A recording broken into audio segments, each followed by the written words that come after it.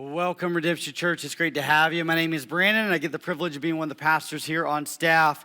And if I sound a little raspy today, it's because last night was a rap concert. And by a rap concert, I mean I was the rapper at the rap concert. And that was for our volunteer appreciation party last night. I hear that there's videos of this swirling around social media. I would encourage you to go ahead and shut down your social media accounts and not try to find that. It's great to have you. We're going through a series called The Struggle is Real. We're working through the book of 1 Corinthians. What is the book of 1 Corinthians? It is a book written by the Apostle Paul. He was a man that has written most of the New Testament. Approximately 2/3 of the New Testament are books written by Paul. Paul was a missionary of missionaries. I mean, he was an incredible missionary. We know of 3 trips that he took, and he started and planted churches all over the Roman Empire. He had a great effect on the world. As a matter of fact, I would say this. You and I sit here because of his missionary efforts. What God did through Paul has ultimately allowed churches to be planted, the gospel to spread, and here we sit today because of his efforts. Now, Paul, one of the cities that he started a church in is the city of Corinth. Corinth was a major city that had great influence in this world and culture. From arts, theater, from where it was geographically located, it was a strategic city to reach. So he went there, he spent 18 months there, he started a church there, he told them about Jesus, he discipled them, and then he ultimately continued on his missionary journey and left leadership there. Now, this was about 50 AD that he did that. Somewhere in the ballpark of 55 AD, about 5 years later, he gets a report. And here's the report. That church you started in Corinth, that church that you love, that church that has some very dear people, it is a struggling church right now. They are having major issues. What are some of the issues that they're having? Well, I don't know. There's a son and a stepmom that are in a romantic relationship together, and they come to church, they gather together, and everybody thinks it's fine and acceptable.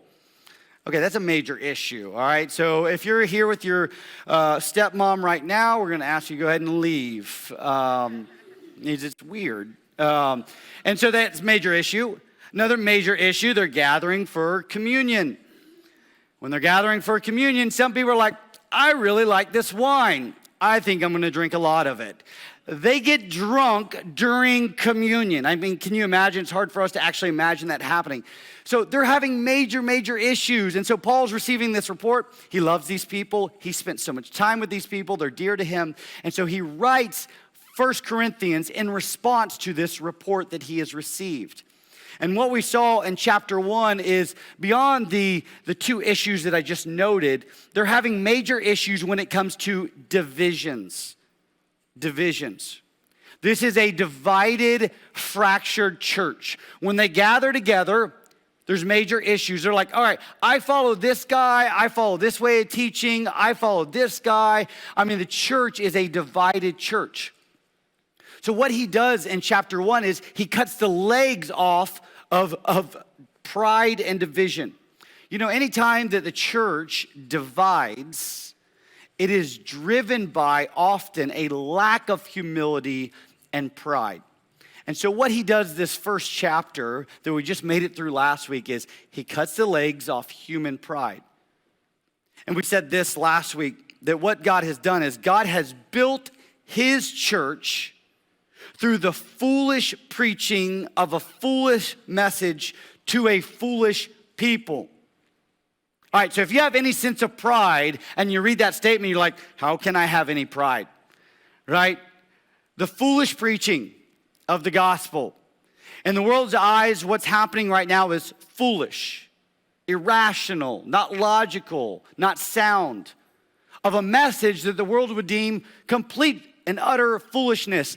A king is not hung on a cross and humiliated and dies. A king rules and reigns with authority and power and sheer determination.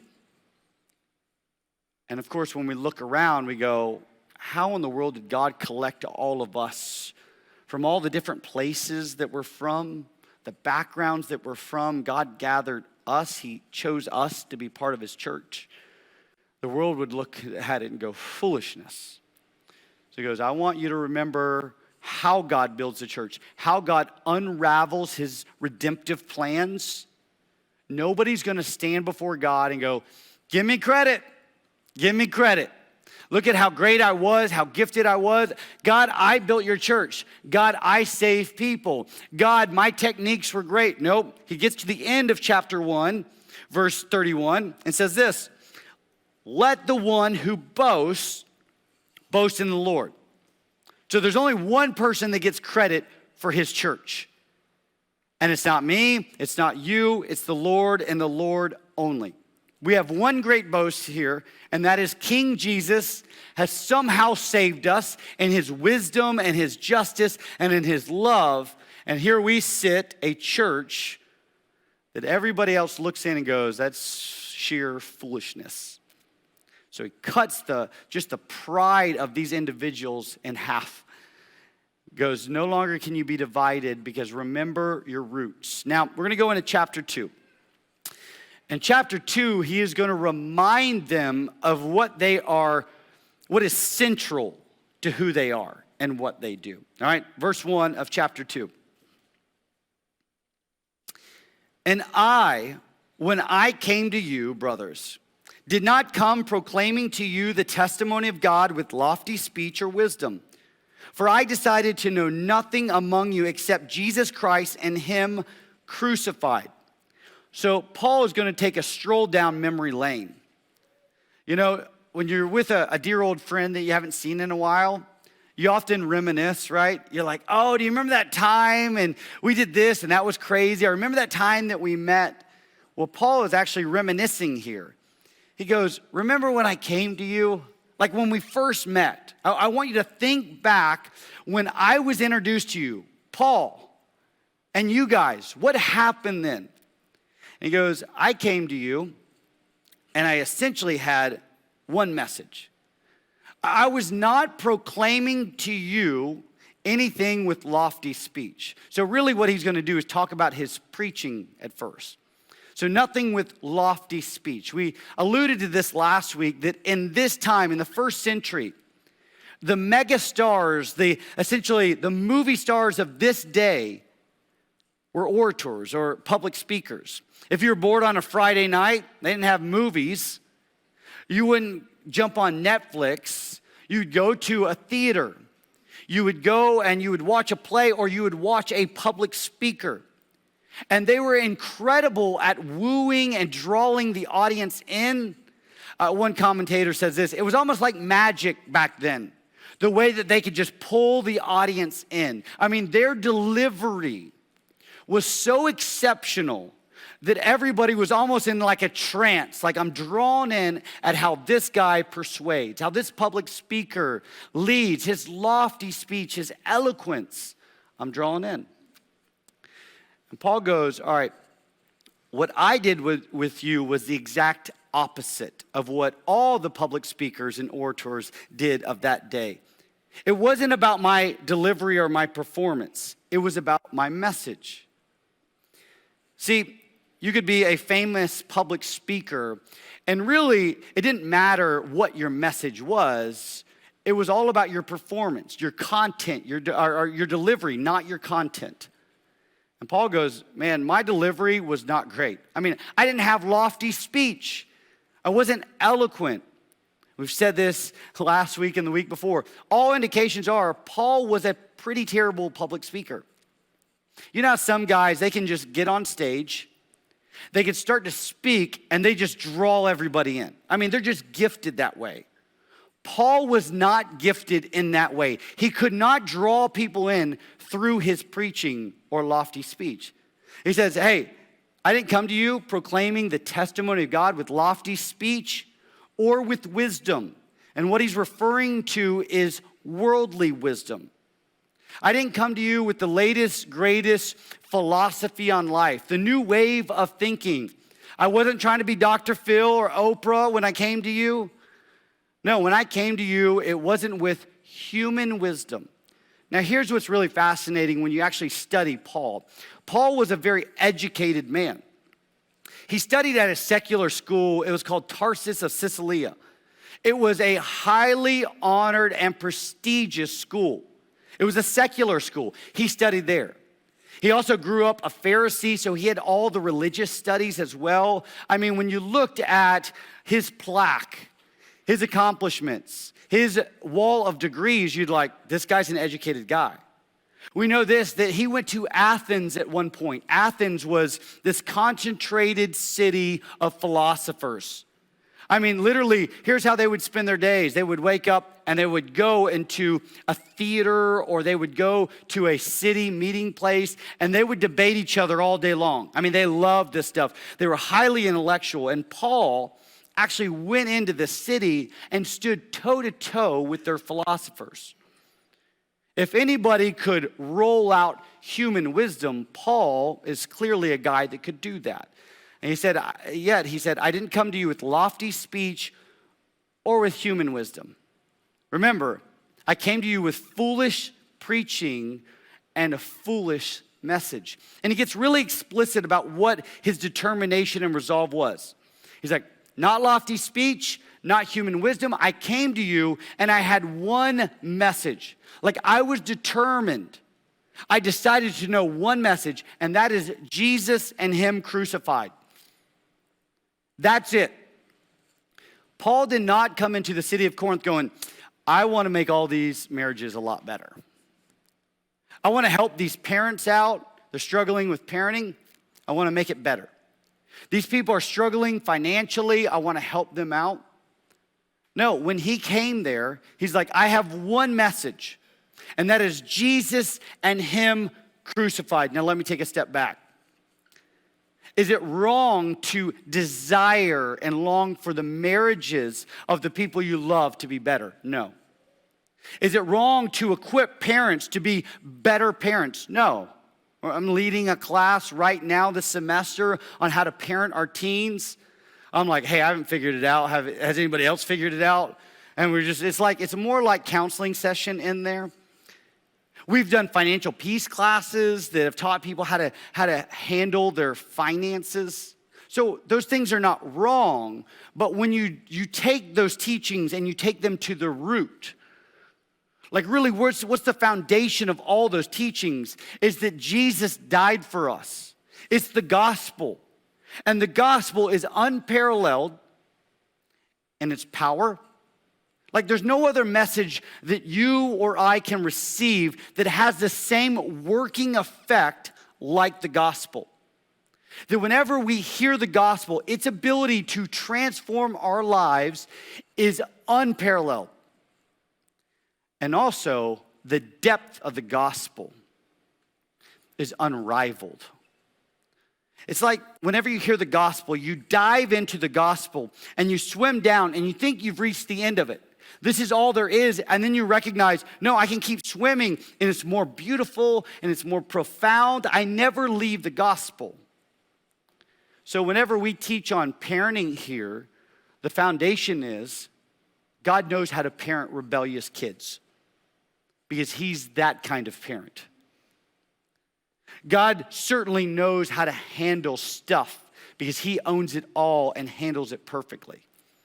God knows about relationships and how to serve one another because the gospel for us is foundational to everything we are and everything we do. For Paul, he came into the city going, I've got one message. Jesus and him crucified. Paul didn't want to do anything to obscure this message. So if you leave here today and you're like, oh, like that was great preaching, then we've missed the message. Because what we want you to hear and what we want you to experience is not the gifting of a man, but the power of God and the gospel. Because that's the only thing that can change your heart. He's going to go on, verse 3 and 4. And I was with you in weakness and in fear and much trembling. And my speech and my message were not in plausible words of wisdom, but in demonstration of the Spirit and of power. So he talked to them about his preaching. He's like, I inverted everything. Culturally, you want the guy with lofty speech. His delivery was excellent. He had eloquent words, but I came to you with a message, not the delivery, not with eloquent words. And then he goes, I want you to remind yourself of my posture as well. So again, if you were a public speaker of that day, you were like a movie star. That whenever you went into a city, it was like the red carpet was rolled out for you. Everybody wanted to hear you and see you, so you carried yourself with pride and confidence. Look at how great I am. Come hear how great I am. And Paul goes, there was no red carpet when I came to you. Matter of fact, I came to you in weakness, not strength. Paul, we know this, experienced a great deal of physical suffering. We know that he had physical ailments, things in his body. His body wasn't working properly, and he prayed to God, God, please remove my ailing parts of my body. And God didn't. God just said, my grace is sufficient for you. We know that Paul physically suffered because he preached the gospel, and he was, whipped, stoned, left for dead, ran out of cities. He goes, I came to you and I was a weak man, not a strong man. And not only was I weak, but in fear and much trembling. Now this does not mean that he was fearing man. He wasn't scared that he would go to the city and they would eventually kill him. That was not actually his fear. His fear and trembling came from he had been entrusted with this message to proclaim that can transform people's lives. He's like, I don't want to do anything to get in the way of people hearing about Jesus. I don't want my preaching, my delivery, my posture. I don't want anything obscuring the message of the gospel. Like what God has entrusted to me is a wonderful but a fearful thing. And even for us here at Redemption, we get the great honor of proclaiming the gospel to you. And I'll just tell you, friends, there's a weight to preaching the gospel. That one day I will stand before the Lord, and every pastor will stand before the Lord. And the Bible says, we will then give an account of every word that we have spoken. Friends, that is a great weight to bear. And it should be done in fear and humility. And so may God ever be so gracious to us that as your leaders, we only do that in fear and humility. He's going to talk about now his purpose. He's talked about his preaching. He's talked about his posture. And then finally, verse 5, he's going to talk about his purpose. So that your faith might not rest in the wisdom of men, but in the power of God. You know, there are ways to gather a crowd, right? I mean, we all know this. We've been to the concerts where the crowd was gathered. People came in and they wanted to hear the band. They wanted to hear the singer. And so they all go and they gather. There's a lot of marketing and advertisement that went into it. And so the crowd is gathered and they sing. And there's nothing wrong with enjoying the crowd. Here is the fear that should be for the church today. That we are more focused on gathering a crowd than making disciples. See, at the church's disposal today, in really unprecedented measures, we can market and advertise. We can have all the bells and whistles. We can become very event-driven. And again, there's nothing wrong with having events and reaching out to the community. There's nothing wrong with targeting and advertising to the community. But if that crowd is not being transformed by the gospel of Jesus, then the church is not foundationally about Jesus. So there are lots of gifted preachers out there. There's lots of gifted pastors that people will come from all over to hear and to experience, and never experience true transformation. Because Paul's like, hey, my preaching is terrible.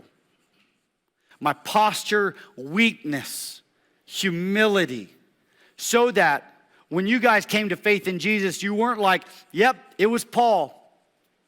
Yep, Paul was the one. It was his preaching that did it.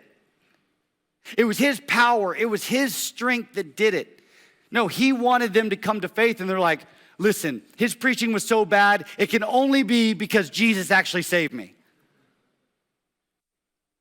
Like Jesus gave me eyes to see, he gave me ears to hear, he gave me a heart that's receptive. The only reason why I have come to faith in Jesus is because the gospel is the power of God to save. Not that man and his eloquence and lofty speech wooed me in and he gathered a crowd. He goes, no, but in your faith, it's not going to rest in the wisdom of men, but the power of God. Some people ask often, like, hey, why do we rotate speakers often? We've got a crew that comes up here and preaches. It's not just me. Why do we have different worship leaders that lead us in worship? Because the church isn't about me, and it's not about any other man. It's about Jesus. And we build a church on his people, not a personality. Personalities can gather crowds. Personalities can transform individuals. Let me read to you what he would say to the Romans. Romans 1:16, you get a little insight to what he believes brings true change. He says, for I'm not ashamed of the gospel, for it is the power of God in verbal form, for salvation to everyone who believes, to the Jew first and also to the Greek. So we are a message people. If you call yourself a Christian, you are a message person. That what God does with the gospel, it's the power of God in verbal form, and he transforms lives, not with a personality, but with the gospel. And so you got to hear Paul's heart in this. Because I don't ever want you to be wooed and drawn in by how we deliver, by some of the bells and the whistles. We want to obscure ourselves in such a way that when you leave here today, you say, my goodness, Jesus is great. Not man is great. Not man's gifting is great, but Jesus is great. Because what the gospel will do is transform you. The Bible says we have a heart of stone because of sin. It's a heart that's insensitive to the things of God. It's cold. It's dead.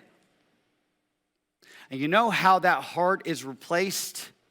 It's not with persuasion of a pastor or a personality. There are a lot of stone-hearted people that are gathering in the church today. The Big C church worldwide. And they've been wooed and drawn in. And they love the bells and whistles, but they are dead.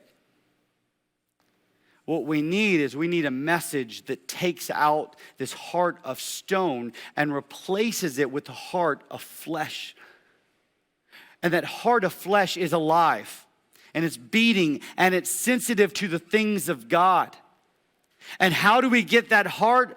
Because we trust in the gospel. God gives us eyes to see, ears to hear, and he puts this message deep inside of us, and we believe it, and we are alive.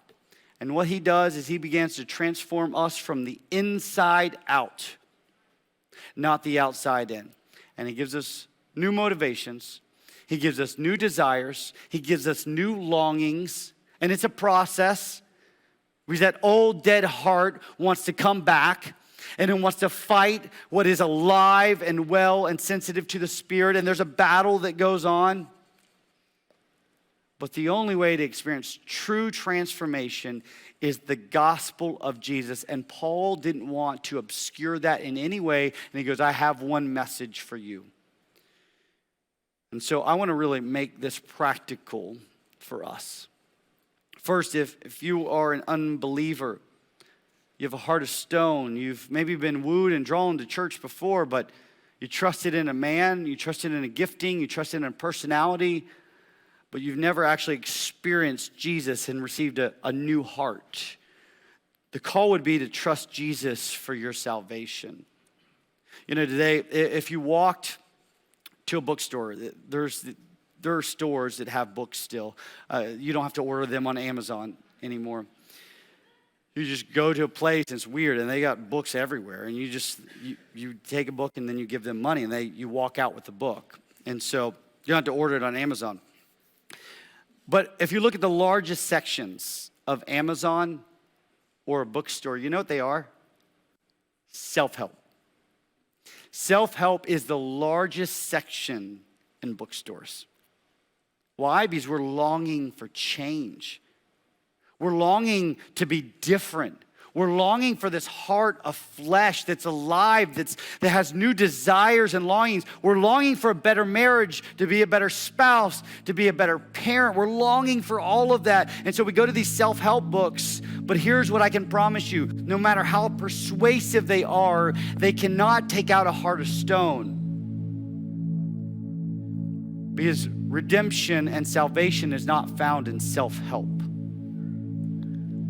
Salvation is found in no other name but Jesus. And the good news that the second member of the Trinity stepped down out of heaven. He put on flesh and blood. He was born to an unwed, pregnant teenage mom and lived 30 years in obscurity, being a simple carpenter, being from a lowly, no-name town named Nazareth. Then 3 years he had public ministry and declared the kingdom of God, taught us the way, but then was crucified on a cross because he was willing. Nobody truly crucified him. He put himself on that cross. He crawled up there to pay for the sins of this world. And he died a death in our place as the Father had long planned from eternity past. Died a death in our place for our sins. And there is no way to self-help you into changing. The only way we change is when we trust that Jesus died on my behalf and then he rose victoriously. Because he conquered every great enemy we face. And we trust him. Listen, if you came in here with the heart of stone, I would beg you and plead with you not to try to help yourself, but trust in him. Now, to the believer, you need the gospel, and I need the gospel just as much as the unbeliever. How so? Well, for the believer, there's still parts of our life that we doubt. We haven't fully trusted him. So we have to be masters at preaching the gospel to every part of our life. Let me frame it this way. If you came in here and you have pain and you're hurting, I know some of you come in here and the burden is great. Here's the beauty of the gospel, and this is why you dive into it. See, we have a God who understands. Unlike every other world religion that teaches other things about how we're saved, the Bible teaches that God came and put on flesh and blood. And when he did, he experienced what we experience. He knows what it's like to have pain, physical pain. He died on a cross. He was nailed to a cross. He knows what it's like to have physical pain. He knows what it's like to lose someone you love and to shed tears over that. He knows what it's like to be betrayed by those that you think are dearest to you. He knows what it's like to have his dearest friends and family members turn their back on him. And so if you have pain today, you can bring that to the cross, and guess what? God goes, I know. My son, my daughter, I know that feeling.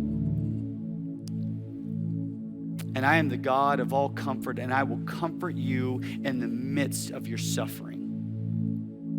You're coming in here today and you're struggling relationally. Maybe you're single and culture tells you you're not complete unless you have a spouse. What a joke. The Bible teaches we are made whole by Jesus and not another human being. And that longing to be with someone is actually this longing we have to be with our Creator. And so trust Him today. If you're struggling in your marriage, the Bible teaches you and I need the gospel. How do we need the gospel in marriage? The gospel teaches that wives, you are to submit to your husbands. Now, hang with me for a second. Submit to your husbands, right? Come underneath him. Place yourself underneath him. And then husbands, lay down your life for your wife. And wives submit and men lay down. And wives submit and men lay down. It's this beautiful dance that we do in marriage. And this beautiful dance is what? Founded in the gospel of serving one another. It's a display of Christ in the church. If you're here and you're married today, you need the gospel. If you're here and you're struggling with guilt and shame from the past, you're like, there's something that haunts me. It haunts me. What I did back then, what I said to this person, it just haunts me and it stays with me. What you need to hear today is the gospel and that Jesus has cleansed you fully and completely. Theologians say it this way: Jesus is your expiation. Literally meaning He has wiped away, if you've trusted Him, every sin that you have committed and every sin that's been committed to you. So when He looks at you, He doesn't see the filth of sin. He sees the righteousness and beauty and purity of Jesus. If you're here and you're struggling, maybe even had a parent, as I said earlier, God knows what it's like to have a rebellious child. Go look in the mirror. You and I are that child that's run from Him and rebelled Him, and yet He's loved us perfectly and fully.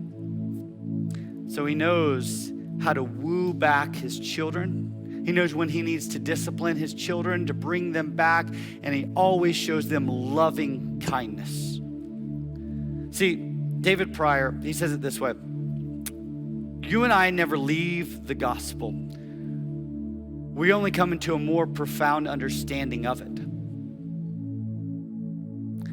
We're a message church. We're a message people. When you leave here today, the only thing that we care about is that you are glorifying and exalting Jesus, not man. Because man will let you down, but your King and your Savior never will.